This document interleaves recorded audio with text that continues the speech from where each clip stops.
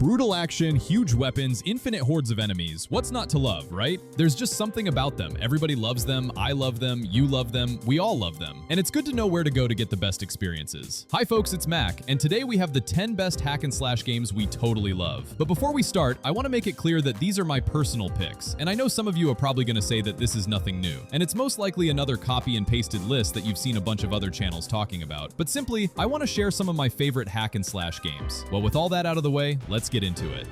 Starting off at number 10, Warhammer Vermintide 2. If you want a hack and slash that pretty much fully revolves around multiplayer mayhem, this is your game. It's basically a Warhammer-themed Left 4 Dead. It emphasizes clearing swarms of enemies rather than the more shooting-focused Left 4 Dead games. Some characters only use axes or swords, others are hybrids between ranged and melee. It's just generally the more melee-centric of these types of games. And because of that, there's hardly a moment where you're not swinging some kind of sharp thing around. All 5 playable characters are completely distinct in both personality and gameplay, and they all feel great to play as well. There's a real sense of camaraderie and teamwork in Vermintide 2, and it makes the already impressive crunchy and satisfying combat just murder swarms of enemies together so much more fun, because you're doing it. You're doing it with a bud. For a hack and slash that's actually improved by being multiplayer, there's not any other game out there like it except maybe the upcoming Warhammer Vermintide 3. But hey, there's no announcement about it yet, and I am just assuming things here because who doesn't want to see a sequel, right?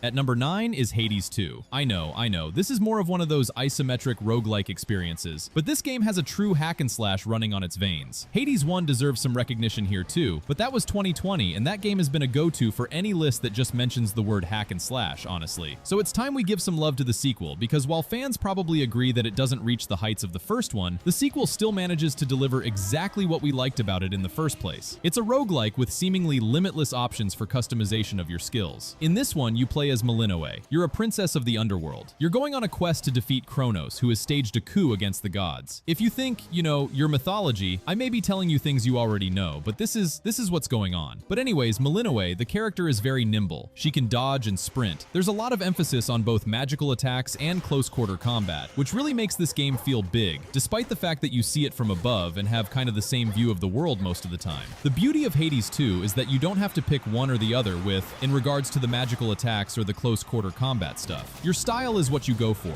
All that matters is you build your character to account for it. This game is also notably one where the hacking and the slashing are extremely constant and absolutely vital. Like, even if you're avoiding being hit a lot, the amount of control on screen is astonishing. No matter what, I think Hades 2 deserves a spot on a list like this.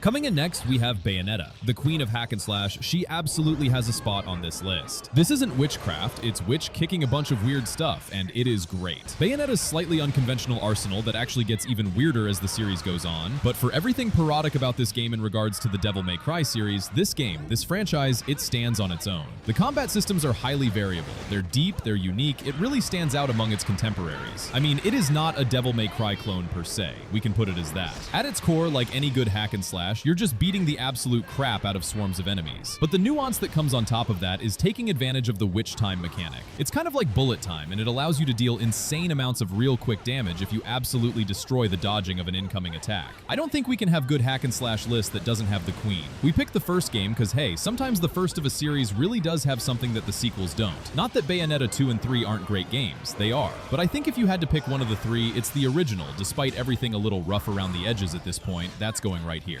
Don't get it, guys.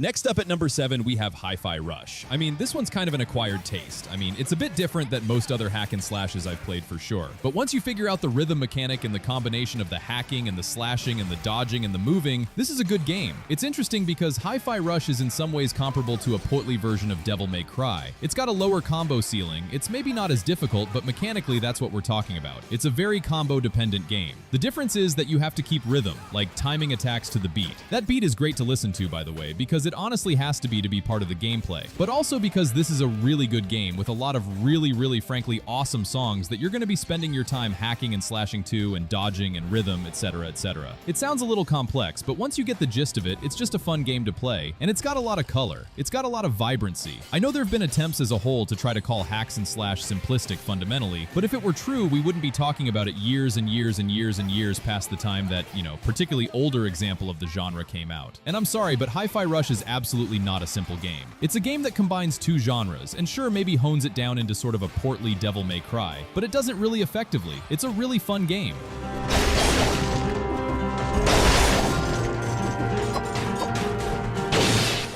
Next on the list, we have Dead Cells. A hack and slash through and through, it combines basic elements of Metroidvania with roguelite and does it very well. Fast-paced, action-oriented with a huge focus on melee weapons. It's exactly the kind of thing I want to knock out a few hours in just every now and then. It's one of those kinds of action games that after you play it, it's pretty obvious why it becomes such a monster hit. Real simple mechanics are very strong as well, and it allows you to get a little more advanced as they go through. They stack on top of it to the point where you feel like you're fully in control of every combat encounter. It's another one of those games that's got combo stuff, and it rewards experimentation because you never really know what's going to be the best setup. You just kind of have to try what's put in front of you and figure out what works best with your playstyle, especially with roguelike games. I'm somebody that really likes to do that in general, just find what works best for me, and I often avoid a lot of the elements of a game. But roguelites, games like this, they force you into trying new things when they create a new combat system, which Dead Cells absolutely does. It's a kind of perfection of a game whose little pieces are put together from a lot of other games. Like, there's not a whole lot of things Dead Cells was the first to do, it's one of the best to do it, and that means it's going on this list.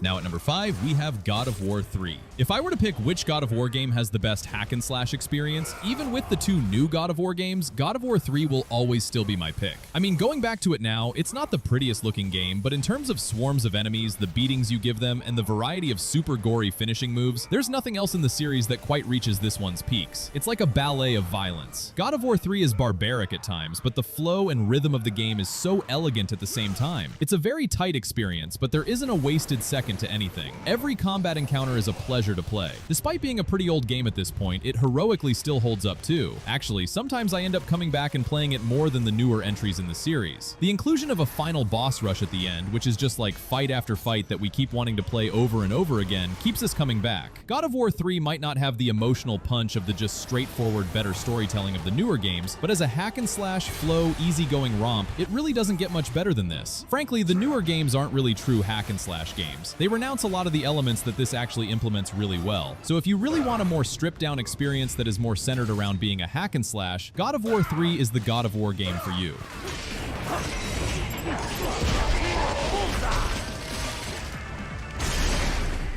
Next up at number 4, we have Metal Gear Rising: Revengeance. Still one of the best character action games, and also one of the best Metal Gear games as well. It's not a traditional stealth-heavy Metal Gear, there's no doubt about that, but this is one of our favorite titles in this all-over-the-place-by-design series. It's a hack and slash that keeps you constantly on your toes. It's one that feels simple if you want to hack and slash your way through the basic enemies, but if you want to succeed at the boss fights to the point where you're not going to die a million times before completing, well, it really is one of those games that's as easy or as hard as you want it to be. It's an extremely skill-based game where mastering its dodge and parry pretty much is the entire game, and it takes a little while to do that because they're not exactly traditional takes on these mechanics. It looks and it feels like a Devil May Cry, but it's as technical as any Dark Souls game. Frankly, I think the skill ceiling in Metal Gear Rising: Revengeance is a little higher in some ways. In terms of the timing of like that parry, for instance, it's very specific. That's the thing that's great about this game too. The combat, that parry, and also the ability to take apart an enemy with extreme precision on what's known as blade mode, but also just the game itself. Like, it's a Metal Gear game, but it's also just completely absurd,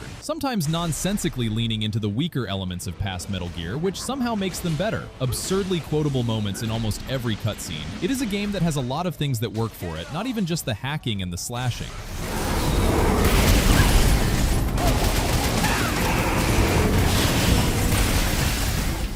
Now at number 3, we have Devil May Cry 5. And I mean, obviously, right? Whenever there is a well put together list of the best hack and slash games, the absence of this game is honestly enough to invalidate it. That said, I bet that 99% of you guys watching already knew that a Devil May Cry game will be mentioned here, and that's actually true. Mainly because I think the Devil May Cry franchise is the standard of what a hack and slash game should be. I feel like every game in the series should be here, but let's go for Devil May Cry 5 for now since it's the latest and it undoubtedly has the best combat in the series. I mean, we've all said it at one point. People look at Devil May Cry 5 and have a word of criticism or two about its story or how little Dante is in it or whatever else, but you know what? The combat's the best in the series. Like, if you have that opinion, you need Devil May Cry. It is the standard bearer of the genre for a reason. Nobody does it better, nobody's more versatile, and still, this many years after the game, it still feels really fresh because nobody's actually gotten ahead of them. A lot of people say Bayonetta, but in my opinion, this is actually an assist by the game being sort of close to Devil May Cry. And while it does have more complex and variable combat systems in terms of like how many things you can do, Devil May Cry 5 just outsize it in terms of like performance and presentation. It's an incredible game, and I'm sorry, as much as I love Bayonetta, this is just better. For all intents and purposes, Capcom is the undefeated champion of this style of game, and they just know how to make it fun.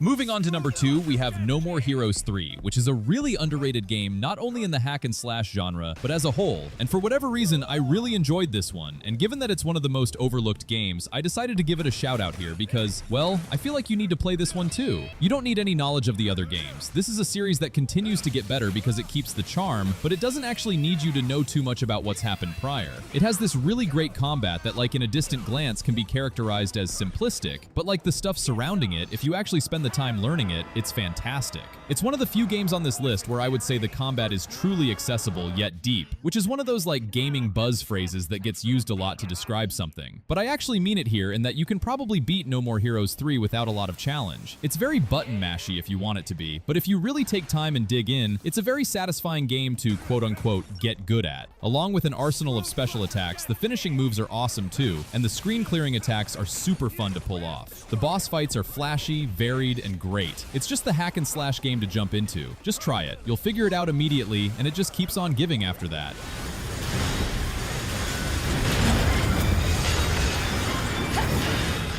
And finally at number 1, NieR Automata. Now Devil May Cry 5 may be the best game in terms of combat and presentation, but when it comes to great story mixed with great combat, NieR Automata deserves to be here. It is a dream game in some ways. When I first saw the trailer for NieR Automata, I was like, there is no way this is going to end up as good as it looks like it's going to be. But no, this game it's absolutely incredible. It's got a few light RPG mechanics with that hack and slash perfect Platinum Games combat and a deep, incredible story. One of the all-time interesting and emotional video game stories. It is a game that the story's been praised so much, it's almost hard to say something new, and yet it does deserve it. Because if you haven't played it, and you do, you will be astounded at both the quality of the story and the gameplay. In some ways, an RPG set in a post-apocalyptic world with vibrations of Final Fantasy VII, but it's such a different direction of that doesn't even really matter to say it other than that they have common DNA. It is an absolutely incredible game. It is certainly one you need to play, and I would say it is the #1 hack and slash experience. Now, if you break it down to just hacking and slashing, Devil May Cry 5 will definitely take the crown. But if you want both of the hacking and slashing as well as great story, then I give this game a nod. But anyway, that's all for now. Leave us a comment, let us know what you think. If you like this video, click like. If you're not subscribed, now's a great time to do so. We upload brand new videos from time to time, and the best way to see them first is, of course, subscription. So click subscribe, don't forget to enable notifications, and as always, thanks for watching, and see you in the next one.